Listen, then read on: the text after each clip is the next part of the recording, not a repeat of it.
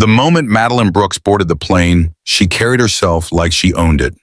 Draped in a designer blazer with a perfectly styled blonde bob, she barely glanced at the other passengers as she made her way toward the first-class cabin.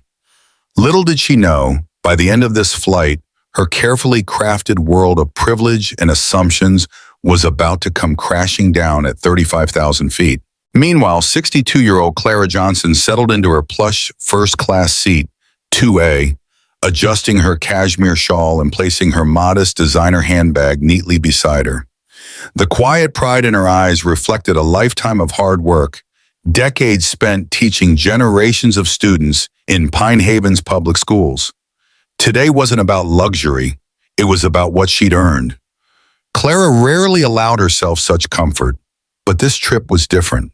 3 weeks earlier, her son, Captain Marcus Reynolds, had called with a simple but touching request. "Mom, you've spent your whole life taking care of everyone else.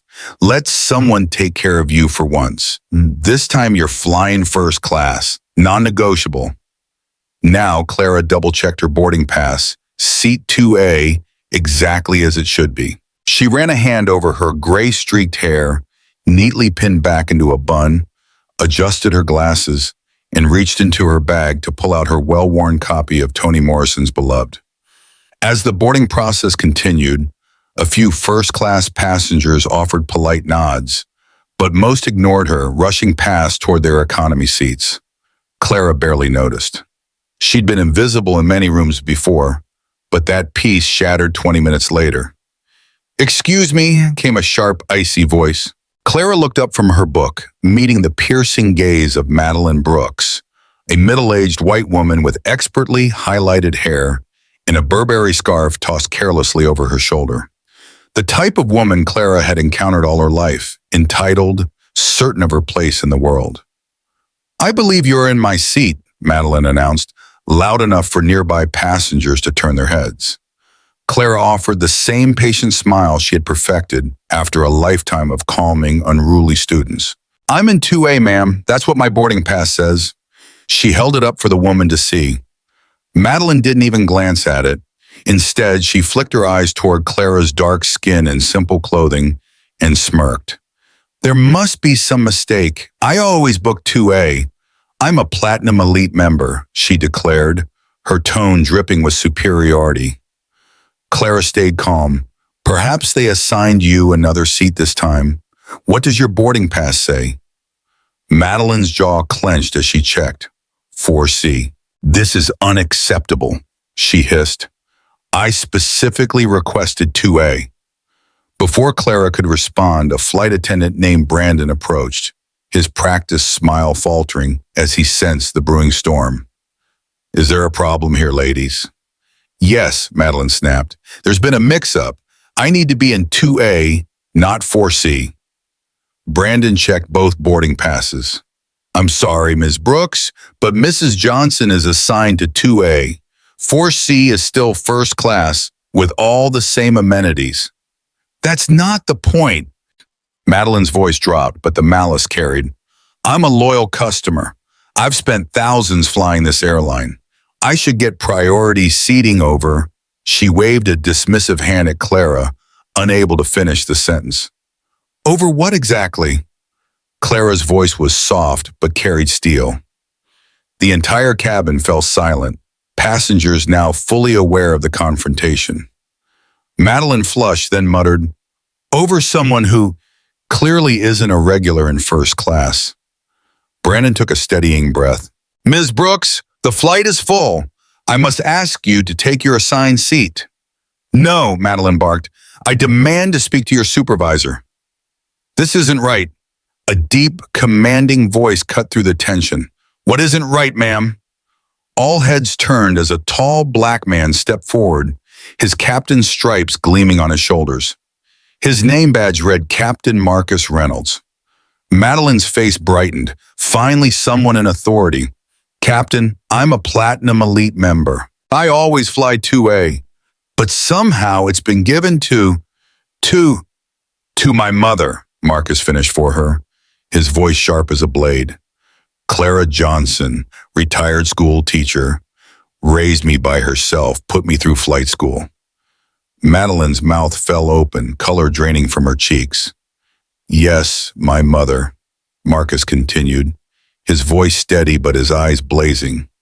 And I personally upgraded her to first class, because after everything she's done, she deserves to be treated with dignity and respect. A hush blanketed the cabin. Is there anything else, Ms. Brooks? Marcus asked, his tone leaving no room for argument. No, I'll take my seat, Madeline stammered, head down, retreating toward a 4C as fast as her designer heels would carry her. Marcus bent down, kissed his mother on the cheek, and whispered, Everything okay, Mom? Clara nodded, smiling through misty eyes. Everything's perfect, son. Now go fly your plane. Marcus kissed his mother's cheek gently. Everything okay, Mom? Clara managed a small, proud smile as she patted his hand. Just fine, son. Go fly that plane. I'll see you in Westfield. As Marcus turned and walked toward the cockpit, a wave of murmurs rippled through the first-class cabin. Clara reopened her book, but her hands trembled slightly. No matter how many times she faced moments like this, it never got easier. 4 decades of subtle and sometimes blatant discrimination had left its mark.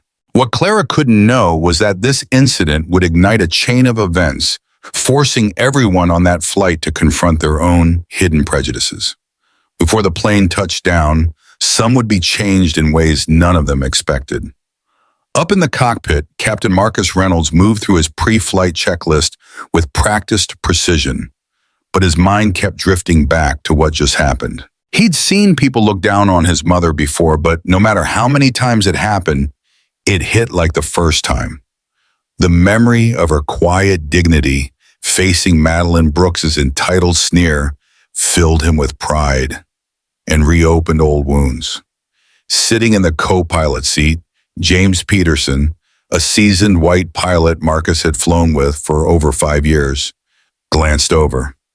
Everything okay, Marcus? Marcus hesitated, adjusting a dial. Yeah, just passenger drama, nothing that'll affect the flight. But James wasn't buying it. They knew each other too well. Passenger drama, James pressed, lowering his voice. That why your jaw's been clenched for the last 10 minutes? Marcus exhaled slowly. My mom, she's on this flight. Upgraded her to first class. James blinked, then understanding dawned. Let me guess. Someone had a problem with her being there? Yeah, Marcus said bitterly. Some entitled woman, Madeline Brooks, real estate developer from Maple Heights, thinks first class is reserved for people like her. James shook his head slowly. Damn, people still act like that. Sorry, man. Marcus gave a tight nod. It's nothing new, just gets old, you know. Yeah, James murmured. It does. They sat in silence for a moment, both men staring at the controls. James knew better than to offer empty words. Instead, he let Marcus gather himself. Marcus's mind wandered back to his childhood in Pine Haven. Losing his father at 7, he'd watched his mother carry the weight of the world. Clara Johnson had worked 2 jobs, teaching by day, tutoring by night, and still she'd never missed a parent-teacher conference or a science fair. Her mantra rang in his head now. They may judge you before they know you, but once they do, make sure they're judging your character, not your skin. Those words had carried Marcus through school, through flight training, and all the way to this captain's seat. But no amount of rank or stripes erased the sting of seeing his mother treated like a second-class citizen. The memory of Frank Delgado, his first flight instructor, a gruff old Vietnam vet, surfaced. The sky doesn't give a damn what you look like, kid. Neither do I. Can you fly this plane or not? Frank had been one of the good ones. James's voice broke the silence. Weather's clear most of the way to Westfield. Might hit a little chop over the Appalachians, but nothing serious. Marcus nodded, forcing himself back to the present. Whatever personal storms brewed in the cabin, his job was to get everyone, even Madeline Brooks, safely to their destination. Let's get this bird in the air, he said, grabbing the radio. Westfield Tower, this is Reynolds 238, ready for pushback. As they taxied, Marcus made his pre-flight announcement. His deep voice flowed confidently through the cabin speakers. Ladies and gentlemen, this is Captain Reynolds. We're expecting clear skies today. Estimated flight time just under 2 hours. And I'd like to give a special welcome to one of our passengers, a retired educator who spent decades shaping young minds in Pine Haven schools. Enjoy your flight, Mom. Back in first class, Clara froze. Then warmth spread through her chest. Her eyes glistened as she heard her son's voice, so strong, so proud, claiming her publicly. She glanced up and noticed several passengers smiling her way, some even nodding respectfully. The young woman seated beside her, previously glued to her laptop, finally looked over. "Your son is the captain?" she asked, her voice a mix of surprise and admiration. Clara smiled proudly. "Yes, that's my Marcus." "I'm Natalie Parker," the woman said, offering her hand, corporate attorney. "And I couldn't help overhearing earlier. I'm so sorry you had to deal with that." Clara shrugged lightly. "Oh, honey, that wasn't the first time, and it won't be the last. I've learned to pick my battles." Natalie nodded, a flicker of understanding crossing her face. "Still, it shouldn't happen. I get it, though. People make assumptions about me, too. Brown skin, female, sitting in a conference room full of white men. They're always surprised when I open my mouth." Clara studied the young woman, immaculate suit, expensive laptop, the quiet confidence of someone who had earned her place. "What do you do, if you don't mind me asking?" "Tech law, heading to a conference on intellectual property." Natalie smiled faintly. "First class. My firm insists. Not that people like her believe I belong here either." Clara chuckled softly. "Funny, isn't it? We spend our whole lives earning these seats, and someone still looks at us like we stole them." Natalie nodded. "It's exhausting." They both glanced toward Madeline Brooks, now stiffly seated in 4C, avoiding everyone's gaze. Her face remained flushed, either from anger or humiliation. Maybe both. Clara sighed. "Women like her, they've spent their lives certain of their place in the world. When someone like me takes up space they think belongs to them, it shakes their whole foundation." Natalie leaned back. "Well, maybe it's about time they got shaken." Clara smiled. "Maybe it is." The engines roared as the plane took to the sky. Clara peered out the window, watching the ground shrink below. Up here, race, class, privilege, they all felt small, insignificant. For the first time in a long while, Clara allowed herself to breathe. Maybe, just maybe, this was more than a flight. Maybe it was the start of something bigger. A moment her son would remember. A moment that would ripple far beyond this airplane. Clara smiled, then leaned toward Natalie Parker, her new seatmate. "If you don't mind me asking, what do you do for a living?" Natalie smiled proudly. "I'm a corporate attorney for a tech firm, heading to Westfield for a conference on intellectual property law." "Impressive," Clara said with genuine admiration. "I'm just a retired school teacher." Natalie's expression turned serious. "Never say just a teacher. My third-grade teacher, Mrs. Patel, was the first person who told me I could be a lawyer someday. I still remember how she organized a mock trial after some kid stole my lunch. That moment, it changed the whole trajectory of my life." Clara chuckled, warmth softening the lines around her eyes. "We teachers live for stories like that. Knowing we made a difference, that's what keeps us going." As they talked, the flight attendants moved through the cabin, demonstrating safety procedures. Clara glanced up and noticed Madeline Brooks in 4C, sitting rigidly, her jaw clenched, eyes locked straight ahead. The once confident woman now seemed smaller, trying desperately not to meet anyone's gaze. Her cheeks were still flushed, a telltale mix of embarrassment and perhaps anger.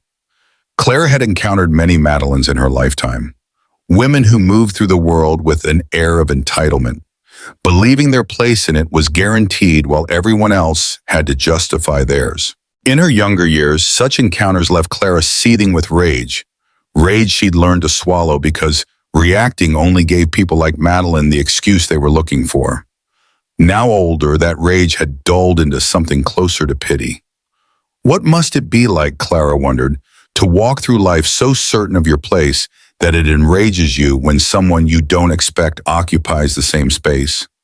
The plane began its ascent, the engines roaring as they climbed. Clara felt the familiar pressure building in her ears, a sensation she still wasn't used to.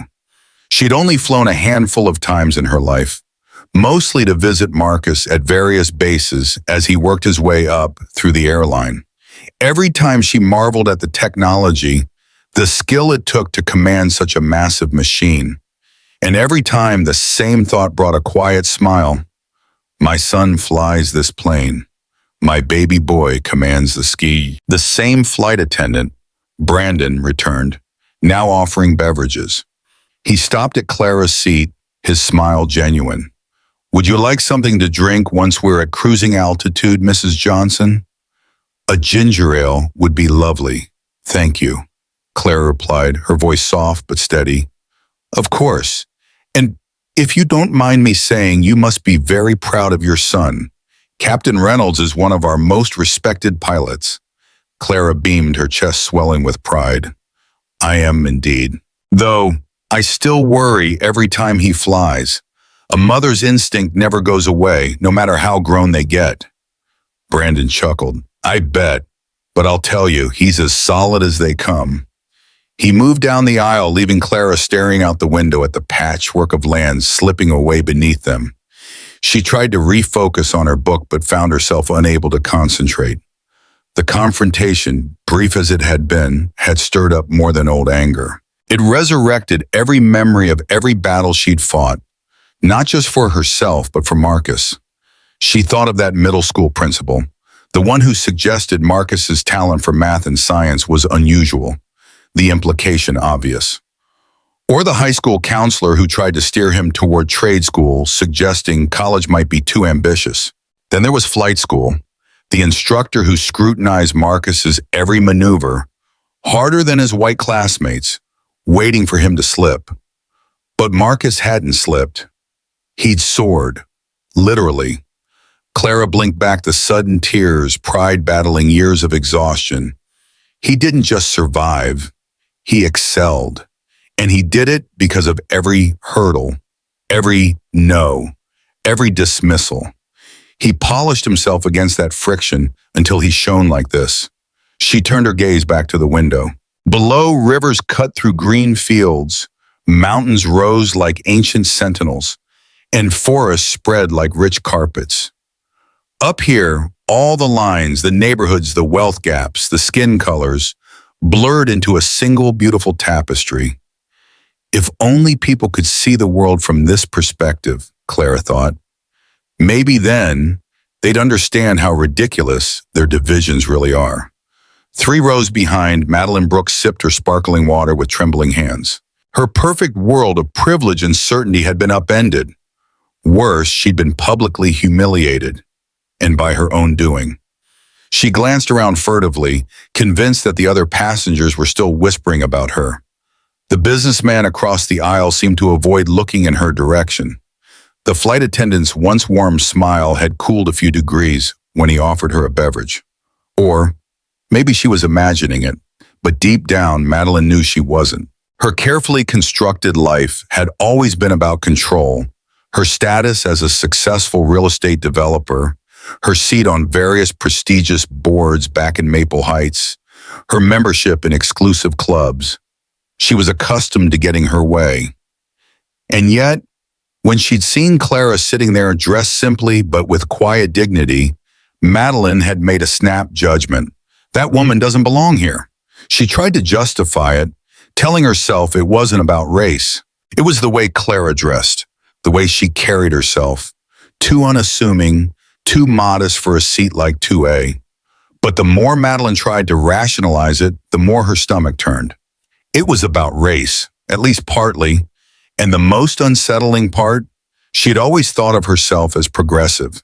She voted Democrat, donated to urban education initiatives, even helped fund a diversity scholarship at her alma mater. How could I be prejudiced? The question gnawed at her. She pulled out her phone, switched it to airplane mode, and scrolled through her photos, almost frantically searching for proof she wasn't the villain in this story. There she was, smiling beside the black executive director of the charity gala 6 months ago. Another photo of her attending a fundraiser for a minority-owned business initiative. See, I'm not racist.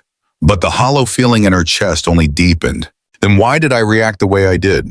Why did I assume that woman didn't belong in first class? No answer came, just the uncomfortable truth settling over her like a heavy blanket. For the first time, Madeline felt truly seen, and not in the way she was used to, not admired, not respected, exposed. And for the first time in a very long time, she didn't know what to do about it. Scrolling through her photos, Madeline Brooks stopped on a picture from a charity gala just 6 months earlier. There she was, smiling beside the black executive director of a nonprofit. Both looked elegant in evening wear, champagne flutes in hand. See, she thought desperately, I'm not racist. But a quiet, uncomfortable voice echoed back. If that's true, why was your first reaction to assume Clara Johnson didn't belong in first class? Madeline swallowed hard, shut off her phone, and closed her eyes. She tried to force herself into sleep, but her mind wouldn't stop replaying the captain's face, his controlled fury, but more than that, the deep, bone-tired weariness as he said the words, "That's my mother." It wasn't just about today. That look said he had been here before, hundreds of times, fighting the same fight. And suddenly, for the first time, Madeline wondered what it felt like to live like that, to have people constantly question your right to exist in certain spaces, to always be seen as an outsider, an interloper. The thought made her stomach churn. She forced herself to push it away, but it clung stubbornly like a splinter lodged too deep to ignore. Further back in the plane, in the cramped rows of economy, flight attendant Vanessa Reynolds moved smoothly through the aisle, serving drinks and snacks. As a newer hire, she'd been assigned to economy, while the senior attendants took care of first class. But Vanessa had witnessed the confrontation during boarding. She'd seen Madeline Brooks' face flush with outrage, heard the whispers ripple down the jet bridge when word spread that the passenger in seat 2A was Captain Reynolds' mother. Entitlement, Vanessa thought, shaking her head. It never surprises me anymore. She leaned over to hand a cup of coffee to a rumpled, middle-aged man in seat 22B. As she did, her thoughts flickered to her own mother, Maria Reynolds, who'd spent decades cleaning houses in Maple Heights. Vanessa remembered watching her mother, proud but weary, come home after long days where people barely acknowledged her existence, like she was part of the wallpaper in their expensive homes. "Miss," the man's voice pulled Vanessa from her thoughts. "Could I get some cream?" "Of course, sir. Sorry about that," Vanessa replied quickly, grabbing the creamer from her cart. She caught a glance at the manifest. Dr. Henry Crawford. "No problem," he smiled kindly. "You seemed a million miles away." Vanessa chuckled softly. "Thinking about family, I guess."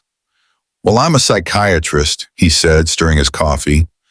"Occupational hazard. Good listener. Anything you want to talk about?" Vanessa hesitated but figured there was no harm. "There was a situation earlier. A passenger gave an older woman a hard time for being in first class. Turns out, she's the captain's mother." De Crawford's brows rose. Prejudice rearing its ugly head at 36,000 feet. "Exactly," Vanessa nodded. "It reminded me of my mom. She's a housekeeper. People treat her differently, like she's invisible, just because of her accent." Dr. Crawford sighed. "I see it all the time.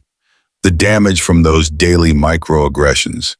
Death by 1,000 cuts." "Microaggressions," Vanessa repeated, tasting the word. "That's exactly it." He nodded. "It wears people down over time, especially when it happens every day. People act like they're harmless, but they chip away at you. Vanessa's eyes drifted forward toward the first-class curtain. I wonder if that woman, the one who started it, even feels bad now, or is she just embarrassed she got caught? Most people don't change unless they're forced to face consequences they can't ignore, Dr. Crawford said. Being called out by the captain, no less. That's hard to rationalize away. I hope you're right, Vanessa said softly. She pushed the cart forward, but the conversation stuck with her. As she continued down the aisle, Vanessa started noticing things she usually overlooked. Who made eye contact when asking for something? Who barked orders without looking up from their tablets? Who said thank you and who didn't? It was a microcosm of society right there in that metal tube soaring through the sky. And at the helm was Captain Marcus Reynolds, a black man commanding one of the most sophisticated machines ever built. Vanessa couldn't stop thinking about what that must feel like, how Clara Johnson must have felt, seeing her son walk down that aisle in full uniform, commanding respect, after being treated like she didn't belong just minutes before. Pride, certainly, but maybe also vindication. Proof that every sacrifice she'd made, every battle she'd fought, had been worth it. Meanwhile, in the cockpit, Marcus monitored the systems, his eyes scanning the panels with practiced ease. They were cruising comfortably at 36,000 feet, autopilot handling most of the load. Still, Marcus remained alert. So, James Peterson, his co-pilot, glanced over during a lull. That's your mom back there, huh? The one who had the incident with the passenger? Marcus's jaw tightened. Yeah, Clara Johnson. Best teacher the South Side of Chicago ever had, if you ask her students. James exhaled slowly. Man, that had to be tough, seeing her deal with that. Marcus nodded, silent for a long moment, wrestling with how much to share. Normally, he kept things strictly professional, especially anything touching race. Too often, being honest came with consequences, being labeled as angry or always bringing up race. But today, it stung too much to swallow. You know what's tough, Marcus finally said, voice low. No matter what she's done, no matter how dignified, how educated, how poised, people like that woman will always see her as someone who doesn't belong. James glanced at him, sympathy plain on his face. I can't imagine living with that. Marcus let out a bitter laugh. Yeah, well, it's exhausting. My mom taught me to push through it, to use it as fuel. But some days, it feels like it's eating us alive. There was a beat of silence, broken only by the steady hum of the engines. Did you always want to be a pilot? James asked finally. Marcus smiled faintly. Nah, I wanted to be an astronaut. Still do, sometimes. Watching those shuttle launches as a kid, nothing seemed bigger than breaking free of Earth. You know, James grinned, some pilots make that jump. NASA's always looking. Maybe. Marcus shrugged. But I got people counting on me here. My wife's medical practice is booming in Atlanta. The kids are in good schools. And my mom, she's getting older. Family first, James said simply. Always, Marcus agreed, his eyes fixed on the horizon. She gave up everything so I could fly. The least I can do is make sure she gets to enjoy it now. The two men fell silent, the sky wide open in front of them. Below, the world rolled on, oblivious. Southside ever had, if you ask her former students, Marcus Reynolds added with a nostalgic smile. James nodded slowly, his gaze focused on the horizon. Must be tough, watching her go through that. For a moment, Marcus didn't answer. He wrestled with the unspoken lines so many black professionals carefully danced around. How much of your truth do you share with white colleagues, especially when it touches race? Too honest, and you risk being labeled as difficult or bringing race into everything. Too quiet, and you carry the weight alone. But something about watching his mother humiliated so publicly again had left Marcus raw. Today that line didn't matter. You know what's really tough? He finally said, voice low.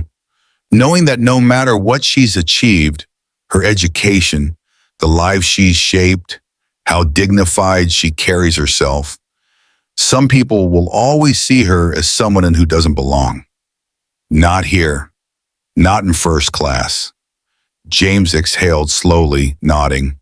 I can't imagine dealing with that. Not day after day. Marcus's hands tightened on the controls. She taught me to push through it, to excel no matter what. But sometimes, I wonder what that really costs us. Her, me, all of us who have to constantly prove we deserve to be in spaces other folks walk into without a second thought. The radio crackled as air traffic control sent updated coordinates. Marcus adjusted their heading, his tone professional as he confirmed the new route to avoid a weatherfront building over the south. They flew in silence for a few minutes, each man lost in thought, the hum of the engines filling the cockpit. Eventually, James glanced over. Did you always want to be a pilot, or was there something else? A rare smile tugged at Marcus's lips. Astronaut, he admitted. Used to sit for hours watching those shuttle launches on TV, dreamed of breaking free of Earth altogether. James grinned. Hey, it's not too late. A few commercial pilots I know made the jump to NASA. Maybe, Marcus shrugged. But life's complicated now. My wife's running her medical practice in Atlanta. Our kids are settled in school, and his voice softened. My mom's getting older. I need to be here for them. James gave a quiet nod. Family first. Always, Marcus agreed. She sacrificed everything to get me here. The least I can do is make sure her golden years are easier. As the plane sailed high above the Appalachian foothills, Marcus's thoughts drifted to his own kids. 11-year-old Marcus Jr. and 8-year-old Zoe. He and Dr. Clara Reynolds, his wife, had worked hard to give their children what neither of them had growing up. Stability, privilege, the best schools Atlanta had to offer. But even that couldn't shield them completely from the world outside. Just 3 months earlier, Marcus Jr. had come home, shoulders slumped, eyes confused and hurt. Dad, he'd said, this kid at school said I only got in because of diversity stuff, not because I'm smart enough. Marcus had felt his heart break a little that day.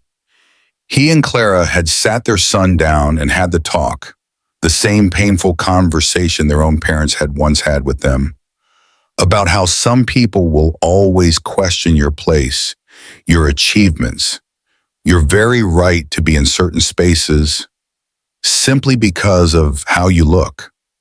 It was a conversation no parent ever wanted to have, a harsh introduction to a reality that would follow his son for the rest of his life. Now sitting thousands of feet above the country he'd sworn to serve, Marcus felt that familiar wave of pride and pain, pride for how far his family had come, pain that they'd ever had to fight so hard to get there. Back on the ground, Dr. Clara Reynolds finished her last consultation of the day at her thriving pulmonary practice in Atlanta. A quick glance at the clock told her it was almost time. Marcus's flight would land soon, and with it, his mother. It had been nearly 6 months since Clara Johnson had visited. The kids were practically bouncing off the walls waiting for their grandmother. Clara finalized her patient notes. 17-year-old Jamia Brown, diagnosed with asthma and referred for pulmonary testing. Another young life facing battles compounded by the environmental hazards of growing up Black in America. She shut down her computer and gathered her things. As one of the few Black female pulmonologists in Atlanta, Clara had built a reputation, trusted not just for her skill, but for truly understanding her patients, the environmental factors, the medical bias, the social stressors that weighed heavy on lungs and hearts alike. At the front desk, her office manager, Vanessa Reynolds, smiled knowingly. Heading out to pick up the captain and your mom? Clara laughed. Yup, they land at 5:30. The kids are already home driving the sitter crazy. That's sweet, Vanessa smiled. How long is your mother-in-law staying? 2 weeks, Clara replied, slinging her purse over her shoulder.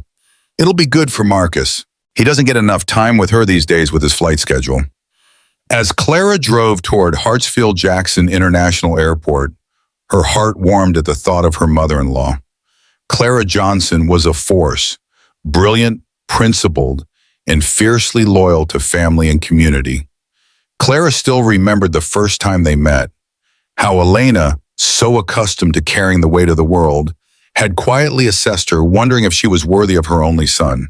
They'd bonded over their shared understanding of what it meant to be a Black woman in spaces that didn't always want you there. Over time, their relationship had deepened into something Clara treasured. And today, hearing what had happened on that flight, Clara gripped the steering wheel tighter. "No one," she whispered, "no one disrespects my family."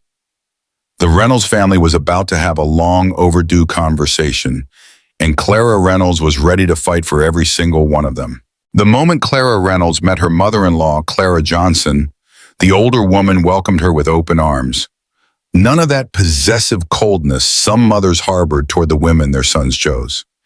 "He's lucky to have found you," Clara Johnson had told her just before the wedding, her voice full of sincerity. "A woman who matches his ambition and shares his values." That blessing had meant everything to Clara Reynolds, especially since she lost her own mother to breast cancer during her second year of med school.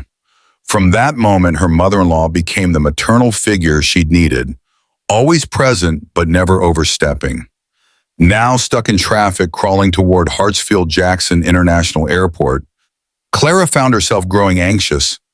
She hated the thought of leaving her mother-in-law standing alone after such a long journey. Her phone rang through the car's Bluetooth. Marcus's voice came through, sounding more strained than usual. "Hey," Clara answered quickly. "I'm on my way, but this traffic's insane. Are you on the ground yet?" "Just landed," Marcus replied, his voice tight. "Listen, something happened on the flight. Mom's okay, but there was an incident." Clara's medical instincts kicked in immediately. "What kind of incident? Is she hurt?" "No, nothing like that," Marcus assured her. "A passenger gave her hell about being in first class. Didn't think she belonged there." He paused, voice heavy. "I handled it, but Mom's more shaken than she's letting on." Clara's grip tightened on the steering wheel as a familiar surge of anger rose in her chest.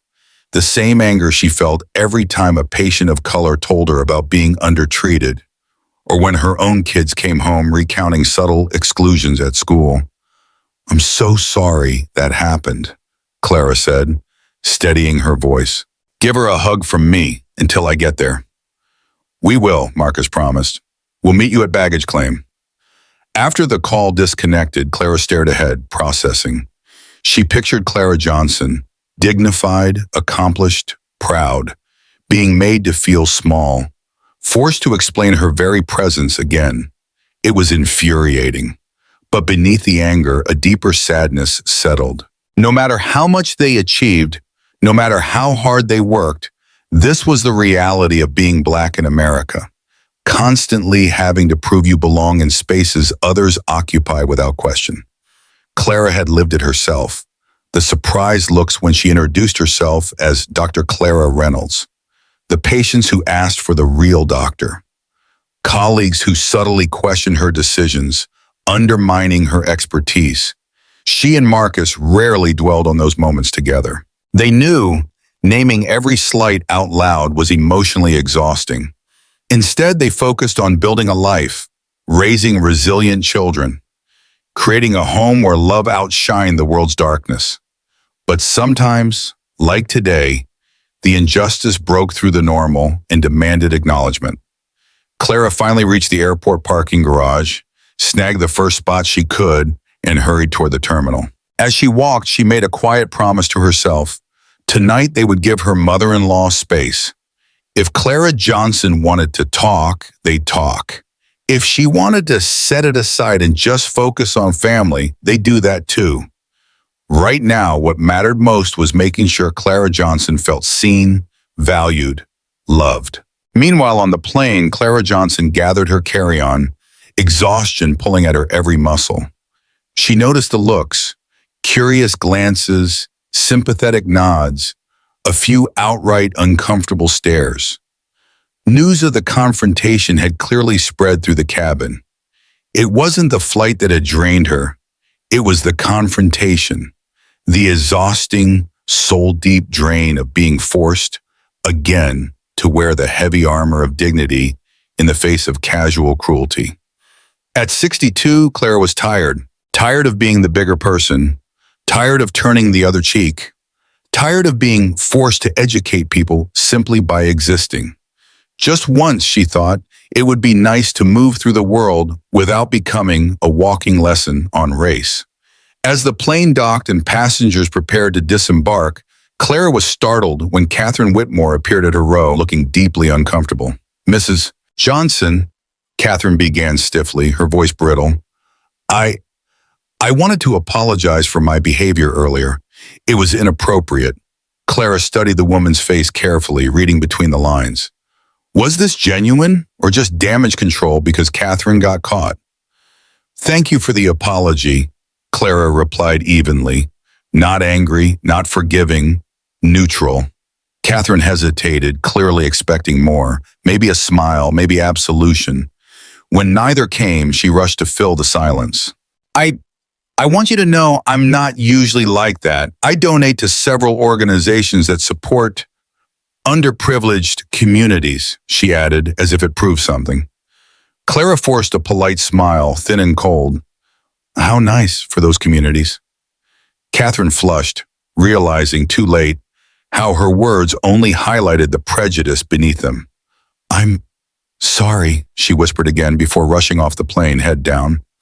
Zara Ahmed, seated nearby, shook her head slowly. Wow, she muttered. She really didn't make that any better, did she? Clara chuckled dryly. Some people don't know how to sit with being wrong. Zara nodded. Nope, they want to be forgiven immediately. Clean slate. But that's not how this works. Clara exhaled slowly. It's not. And with that, she stood, head high, dignity intact, and walked off that plane. Her son, her daughter-in-law, and her grandkids were waiting. That was what mattered. Before they even made it out of the car, the Washington family's front door burst open. Two small figures sprinted down the driveway, their excited voices carrying through the cool Atlanta evening. Grandma! Grandma! Marcus Jr. and Zoe shouted in unison. Elena Johnson laughed, her earlier exhaustion melting away as she opened the car door. There's my hurricanes, she beamed, dropping her purse just in time to brace herself as both children crashed into her with hugs. I missed you, Grandma, Zoe squealed, wrapping her tiny arms around Elena's waist. Me too, Marcus Jr. grinned proudly. I got an A on my science project. Daddy told you, right? Elena bent down, kissing them both. He did, sweetheart, but I want to hear all about it from you. Watching from the driver's seat, Clara Reynolds felt a lump form in her throat.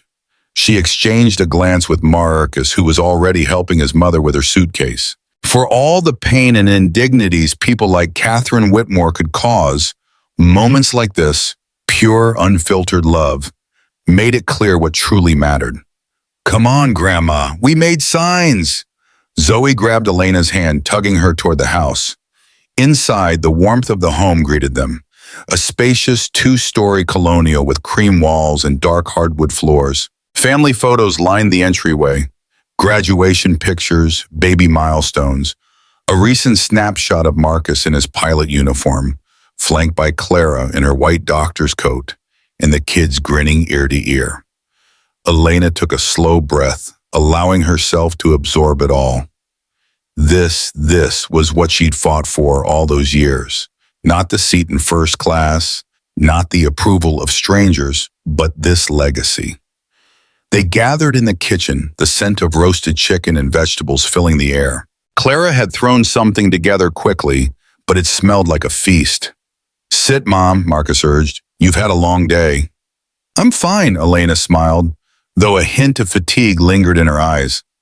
Just happy to be here.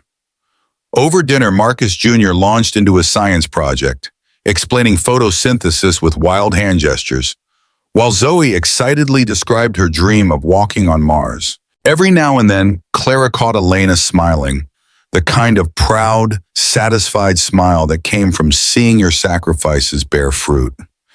Yet, beneath it all, Clara sensed the lingering weight of the plane incident. It was there, unsaid, hovering like a shadow. They were all thinking about it, but no one wanted to ruin the evening. After the kids went to bed, Clara made tea, setting the steaming mugs on the living room coffee table. The house was quiet now, save for the faint hum of the dishwasher. "I know you're both tiptoeing around it," Elena said finally, breaking the silence. "The woman on the plane, the situation." Clara sat down beside her. "We didn't want to push, Mom. We figured you'd talk when you were ready." Marcus leaned forward, elbows on his knees. "We were proud of you, Mom, the way you handled it." Elena exhaled slowly. Proud. That's a word I've clung to most of my life. Trying to be the example, the model, the exception. She smiled bitterly. "And yet it never seems to be enough, does it?" "No, it doesn't," Clara agreed softly. "But today, you made her confront herself. That's more than most get." Elena nodded. "She tried to justify it, told me she donates to underprivileged communities." Her voice laced the words with air quotes, as if that erases what she did. "That's the part they don't understand," Marcus said, his jaw clenched. "It's not about money or charity. It's about respect, dignity." Elena glanced toward the staircase where her grandchildren had disappeared earlier. "And what scares me is that one day someone's going to do it to Marcus Jr. or Zoe, look at them and decide they don't belong, just because of the color of their skin." "It won't be the same," Clara said firmly, "because they're growing up knowing their worth, because they have us." "That's what keeps me going," Elena whispered. "Seeing what you two have built, knowing they're loved, that they're safe as much as they can be in this world." For a while, they just sat there, 3 generations bound by blood, love, and shared battles. The weight of history heavy in the air, but so was the resilience. Finally, Marcus broke the silence. I kept thinking about Dad today, about how proud he'd be, seeing you walk off that plane with your head high." Elena's eyes shone with unshed tears. "Your father always believed we could rise above it. He'd be proud of you, of the pilot you became, of the family you've built." "We're proud of you too, Mom," Marcus added. "That woman, she tried to make you feel small, but you stood tall."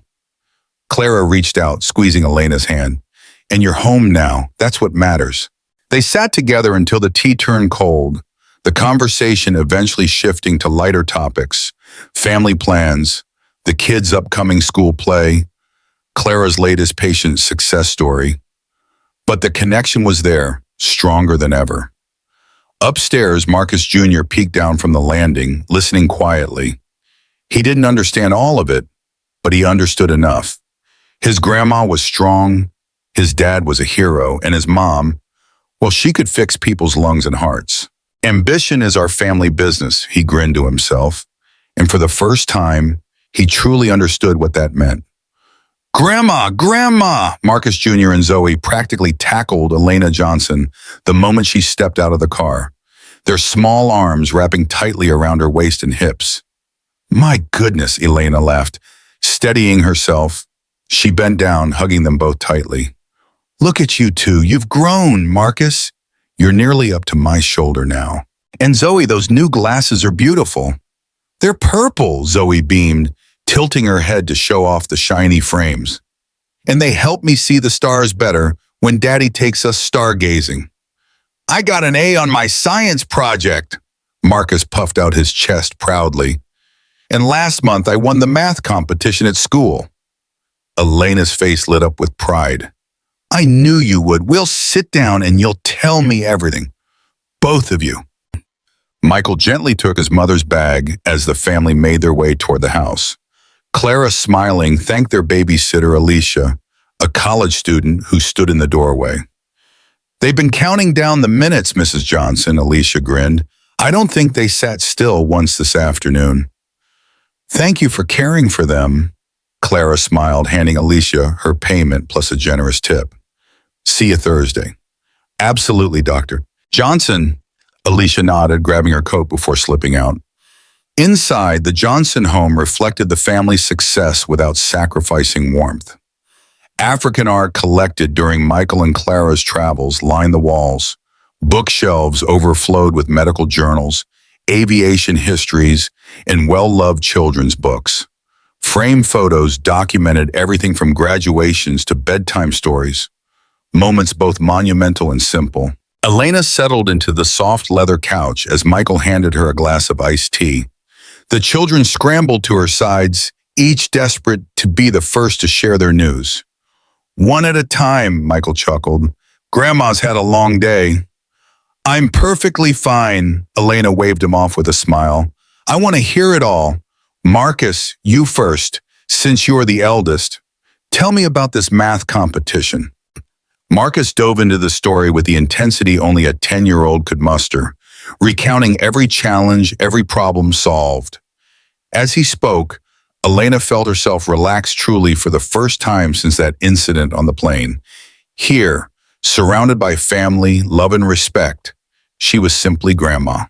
No explanations, no justifications, just belonging. Dinner was Clara's famous jerk chicken with rice and peas, filling the house with rich, warm spices. The children chatted excitedly, extracting promises from Elena that she'd visit their classrooms during her stay. Later, after the kids were tucked in, the adults gathered in the living room. Glasses of wine in hand, they sat in the soft glow of the recessed lighting, the day's events finally catching up with them. So, Clara began gently, breaking the quiet. Michael told me there was an incident. Elena sighed, swirling the deep red wine in her glass. It was nothing I haven't experienced before. Just another woman making assumptions about where I belong. It wasn't nothing, Mom, Michael said, his voice tight with restrained anger. It was blatant prejudice, and it happened on my aircraft. Elena smiled softly. You handled it perfectly. Honestly, I'm more concerned about how it affected you. I know how hard it is for you to watch someone disrespect me. Michael rubbed his face, tension still evident in every line of his body. I wanted to have her removed, Mom. If it had been anyone else, I would have, but I knew you wouldn't want a scene. It wouldn't have solved anything, Elena agreed. Maybe she would have learned to hide her prejudice better, but not to question it. Clara stared at her mother-in-law, admiration clear in her eyes. Your ability to see the bigger picture amazes me. If someone spoke to my mother that way, I'm not sure I'd be so measured. Elena let out a tired laugh, her voice carrying the weight of decades of similar experiences. It's not about being measured, dear. It's about being exhausted. When you've fought the same fight your entire life, you learn to choose your moments carefully. Otherwise, you'd have no energy left for joy. The room fell silent, each reflecting on the truth of her words. They all carried their own battle scars. Michael from years in aviation, Clara in medicine, and Elena in education. No amount of success had insulated them from being questioned, their authority challenged, their presence treated as exceptional instead of expected. I worry about the kids, Clara whispered, voicing the fear they all shared. We've worked so hard to create this bubble around them. Private school, opportunities we never had. But today reminded me that the bubble isn't real. Sooner or later, they'll face the same ignorance. They will, Elena agreed quietly. But they'll face it with advantages we didn't have. They'll have your success, your love, and the confidence of seeing people who look like them succeeding at the highest levels. She paused, sipping her wine. And most importantly, they'll have our wisdom, our guidance to navigate the world. Michael reached over, squeezing Clara's hand. We're raising them to be exceptional and resilient, just like you raised me. Elena's eyes welled with tears at her son's words. You make it sound so strategic, she chuckled softly. But really, I was just trying to keep you alive and make sure you believed in yourself in a world that didn't always believe in you. And that, Michael said firmly, made all the difference. They sat together sipping their wine, their conversation drifting between reflections on the past and dreams for the future. This was a dialogue they'd carried through the years. How to name the bias without letting it define them, how to prepare their children without breaking their spirits. For now, the world outside could wait. Tonight, they were just family, 3 generations sitting together, sharing love, wisdom, and quiet resilience. Made me really examine my own assumptions, Catherine Wilkinson admitted, her voice cracking slightly. The answer was, no, I wouldn't have. If you'd been a white woman dressed the same sitting in that seat, I wouldn't have thought twice. And that realization, she exhaled slowly. It shook me. Elena Johnson said nothing, simply watching the woman across from her. After decades in education, she knew better than to interrupt someone finally facing an uncomfortable truth. Catherine took a sip of tea, her hands trembling slightly. I've always thought of myself as progressive. I vote the right way. I donate.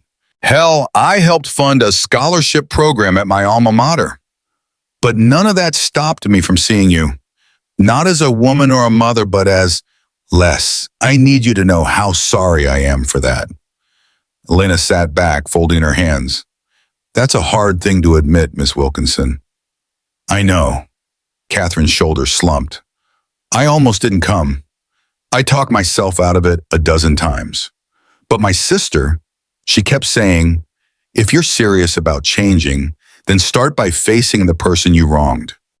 Elena nodded slowly, absorbing every word. And what do you hope will come of this visit? I don't know, Catherine admitted. Maybe selfishly, I needed to look you in the eye, to say I'm sorry and really mean it, not just for the embarrassment of being called out, but for the harm I did, for making you feel like you didn't belong somewhere you had every right to be. The silence stretched between them. Elena's eyes drifted to the family photos lining the kitchen wall, the image of Michael in his captain's uniform, Clara in her white coat, and her 2 bright-eyed grandchildren. I've faced that feeling more times than I can count, Elena finally said. Being made to feel invisible, or worse, unwelcome. You learn to carry it, to shield yourself with dignity, but it doesn't get easier. Catherine blinked rapidly. I could see that in your face, that weariness. It haunted me afterward. I wondered, Elena murmured, whether you thought about it, or if it was just an embarrassment you would rather forget. I thought about it, Catherine said fiercely, more than I expected. I Googled you, she admitted sheepishly. I wanted to know who you were, not just the woman I tried to displace, but the life you'd led. Elena arched a brow. Find anything interesting? You're remarkable, Catherine said quietly. 40 years in education, teaching thousands of kids in Chicago, and Michael, your son, the way he stood there, calm but firm.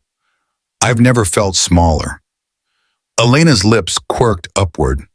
He's a good man. I raised him to be. I can see that, Catherine nodded. I wish I'd learned those lessons sooner. I raised my children to value success, but maybe not empathy. I don't know, that's what keeps me up at night now. Elena sighed, the anger and hurt she carried slowly unraveling under the weight of the woman's vulnerability. We all raise our kids as best we know how, but it's never too late to learn, or to teach them something new.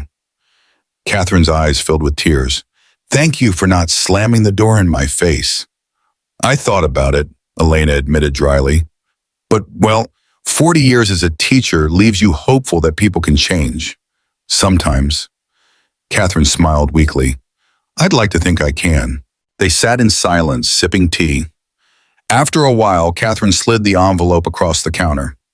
There's a donation in there, not to any generic charity, but to the scholarship fund your son supports for aspiring Black pilots. It felt right, if you'll accept it. Elena hesitated, then nodded once. Thank you, I will. Catherine stood, wiping her hands nervously on her jeans. I should go. Elena rose slowly, her joints stiff from sitting. So, Wilkinson, next time you find yourself making assumptions, stop and ask why. That's how it starts. I will, Catherine whispered. Thank you. Truly. Elena watched as the woman left, disappearing down the walkway. For a long time she stood there processing the encounter. Then, with a slow exhale, she turned back toward the kitchen. Later that evening, when Michael called during his layover, Elena told him what happened. She came to the house. Michael's voice was tight with concern. Mom, that's crossing a line. She meant no harm, Elena reassured him. And she apologized. I think it was real. Michael was quiet.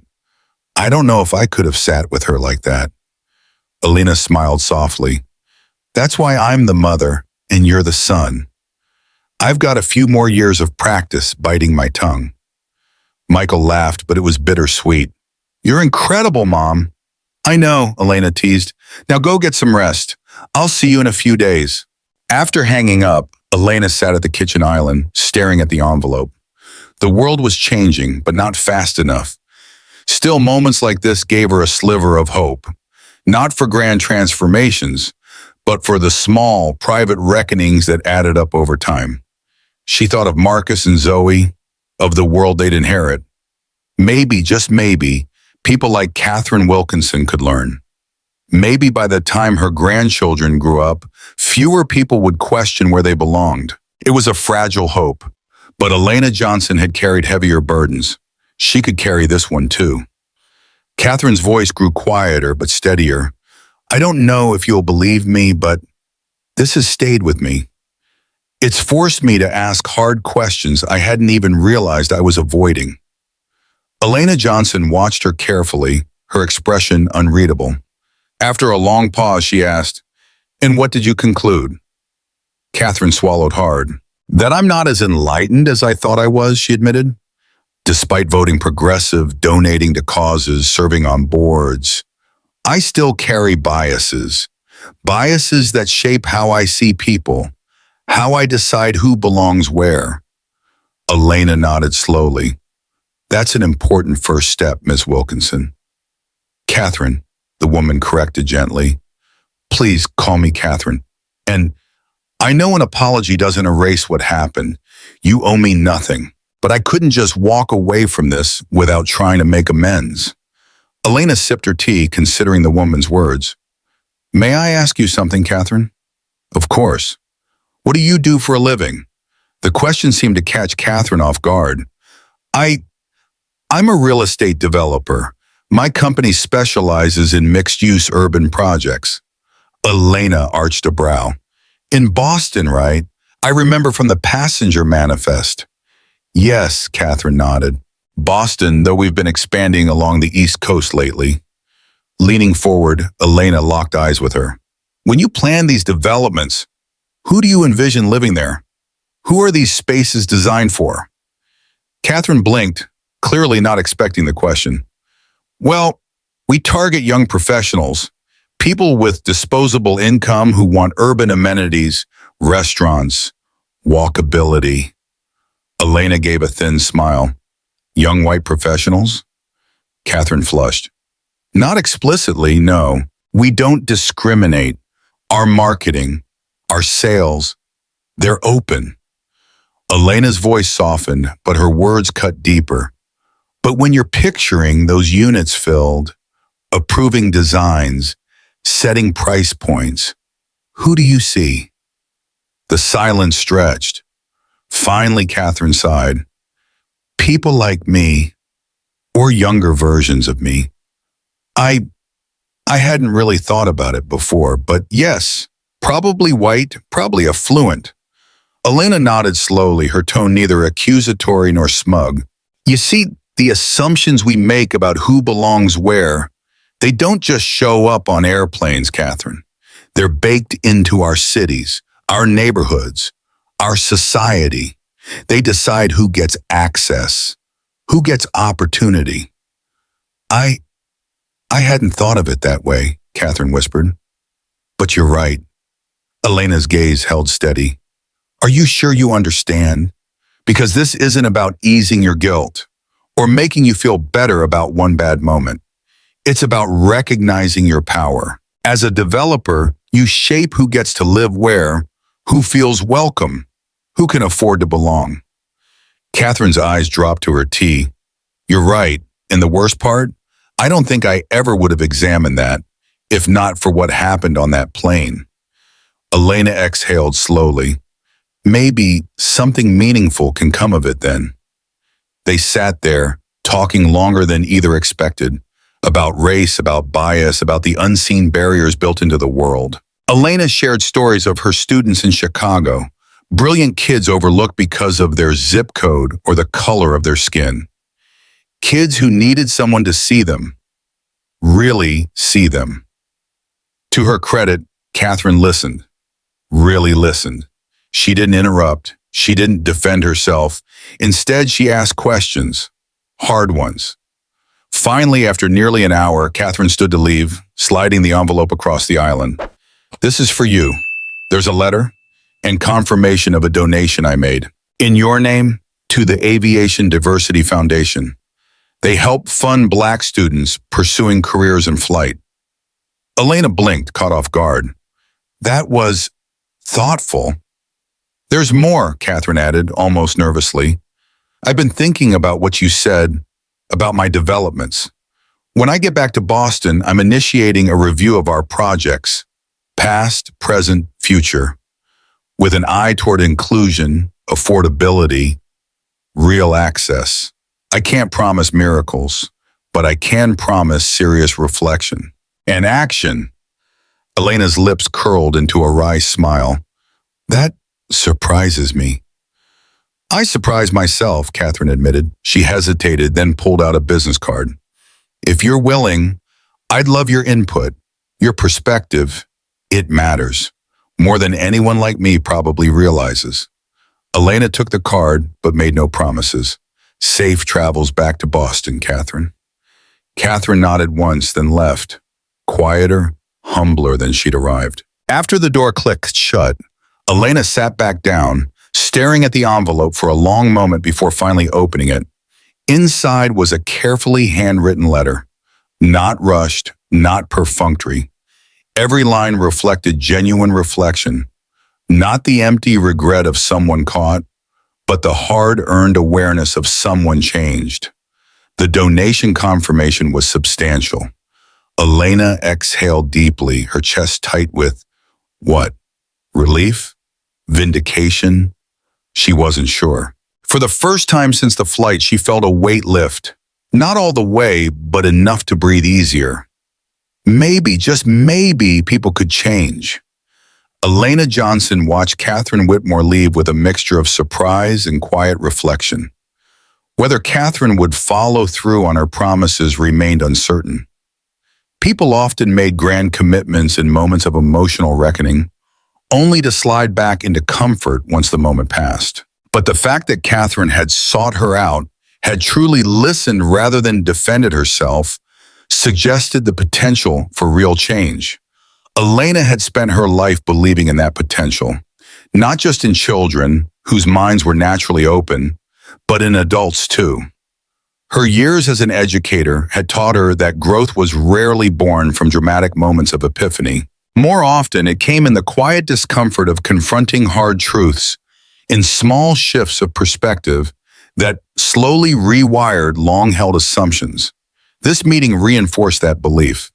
The journey from prejudice to understanding was neither linear nor easy, but it began with conversations like this, uncomfortable, necessary, honest. As Elena set the kitchen table for her grandchildren's return from school, she found herself hoping that maybe, just maybe, this unexpected chapter of her visit to Atlanta might echo beyond her own family, that it might help shape a future where Black children like Marcus and Zoe wouldn't have to fight so hard to belong, a future where their presence in any space wouldn't be questioned or treated as exceptional. It was, after all, what she'd always worked toward, as a teacher, a mother, and now a grandmother. A world where excellence was expected, not surprising. where opportunity was universal, where children like hers could soar without constantly justifying their right to occupy the sky. Months passed and life returned to its steady rhythm for the Washington family. Michael resumed his flight at rotations, sometimes telling Elena during their weekly calls that he'd become more mindful of how passengers of color were treated on his flights. Subtle moments, who got second glances, who was offered help, mattered, and Michael noticed them all now. Lee's medical practice thrived. She expanded her community outreach, focusing on pulmonary health disparities impacting Atlanta's Black neighborhoods. It was her quiet rebellion against a system designed to overlook people who look like her. The children excelled. Marcus won his regional science fair. Zoe, still dreaming of Mars, was accepted into an advanced astronomy program, years ahead of most kids her age.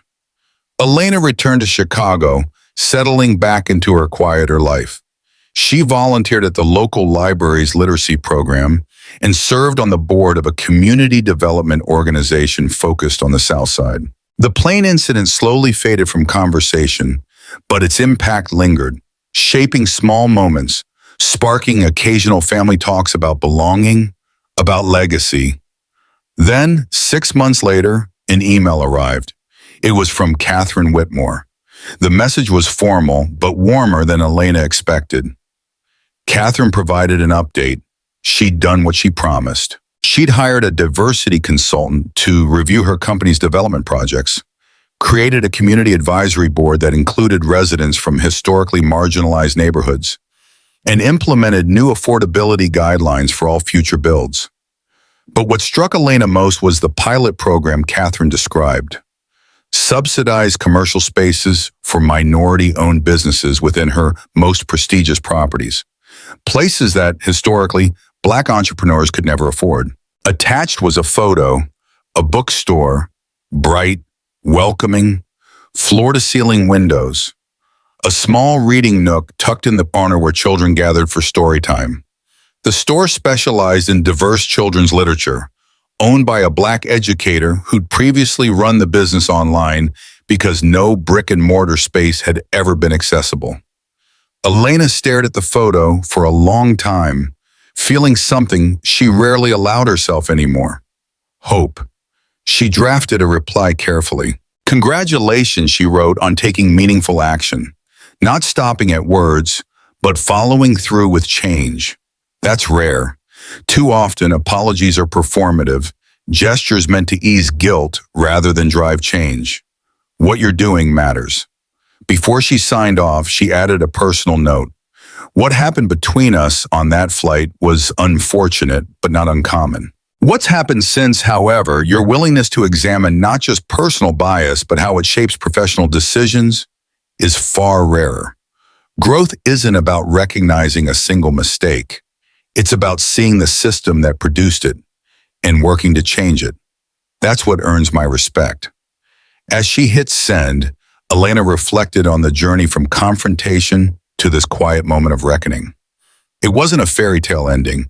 Catherine Whitmore couldn't dismantle centuries of systemic bias. One bookstore couldn't erase decades of exclusion, but it was a start, a small step toward a world where grandmothers like Elena weren't questioned for sitting in first class, where pilots like Michael weren't assumed to be exceptions, where doctors like Lee didn't have to constantly reassert their expertise.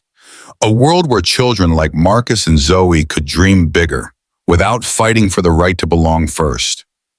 For a retired teacher who had always believed in growth, it was enough. Not naive hope, but earned hope, the kind that keeps rising like Michael's plane breaking gravity, no matter how heavy the world tries to make it. At the heart of this story is a lesson many of us, especially those from marginalized communities, know all too well. No matter how far we rise, there will always be moments when our right to simply exist in certain spaces is questioned. Clara Johnson spent her life working hard, raising a son who would one day soar thousands of feet above the earth, literally and figuratively, only to find herself reminded at 35,000 feet that prejudice still lingers in the most unexpected places. But what makes this story truly powerful isn't just the confrontation, It's what came after. It's the reminder that while change is hard, it is possible. Catherine Whitmore, a woman raised in privilege and blinded by assumptions, was forced to confront the uncomfortable truth about herself, and instead of running from it, she chose to face it head on. She didn't just apologize, she acted. That's where real change begins, not in empty words, but in uncomfortable reflection, and more importantly, in taking action. This story teaches us that calling out prejudice, even when it's hard, can plant seeds we may not see bloom right away. It reminds us that every small conversation, every uncomfortable moment, has the potential to ripple outward, to shift mindsets, to open hearts, to change the way power is used and spaces are designed.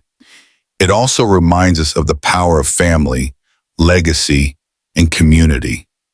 Elena, Michael, and Lee show us what it means to stand tall in the face of ignorance, not just for themselves, but for the generations coming after them, for their children, for all our children. And while we know one person, one act, or one changed heart won't undo centuries of systemic bias, it is these moments, these hard-fought victories, that give us hope. The kind of hope that keeps us pushing forward. The kind that reminds us why representation matters, why our stories matter. If this story moved you, made you think, or reminded you of your own experiences, I invite you to support this channel. Hit that like button. It helps more people find stories like this. Share this video with someone who needs to hear it today. Comment below. I want to know your thoughts. Have you ever faced a moment like Elena did? How did you handle it? Your voice matters here. And if you're new to the channel, don't forget to subscribe for more powerful stories about dignity, justice, and standing tall in the face of prejudice. Together, we're building a community that believes in these conversations, a place where every voice is heard and every story is valued. Thank you for watching, and I'll see you in the next video.